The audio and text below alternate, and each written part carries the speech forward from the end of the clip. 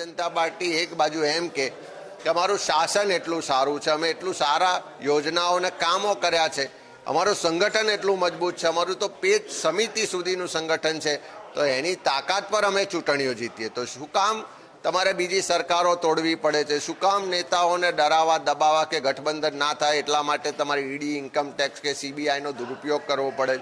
શું કામ જે નેતાઓ તમને વર્ષો સુધી જાહેરમાં ગાળો બોલ્યા છે એવા લોકોને લેવા માટે એમના ઘેર સુધી જવું પડે છે? એનો સ્પષ્ટ મતલબ છે કે નથી ભાજપના સંગઠનમાં કોઈ દમ, નથી સરકારના કામમાં કોઈ દમ, અને એટલા જ માટે ફરી સત્તા ટકાઈ રાખવા માટે કોંગ્રેસના કાર્યકરો તો મજબૂત છે, પણ આગેવાનોને ડરાવી દબાવી કે લલચાઈ કે સંસ્થાઓનો દુરુપયોગ કરીને પોતાની તરફ ખેંચવાનો પ્રયત્ન છે. અમિતભાઈ, ખાસ તો અમરીશ ડેરે એવું કહી રહ્યા છે કે તેમણે અયોધ્યાનો મુદ્દો અત્યારે મહત્વનો ગણાવ્યો છે કે ઘણા વર્ષોથી આ મુદ્દો ચાલતો હતો અને બીજેપી દ્વારા એને હલ કરવામાં આવ્યો છે, એટલે તે એમને પસંદ કરી રહ્યા છે.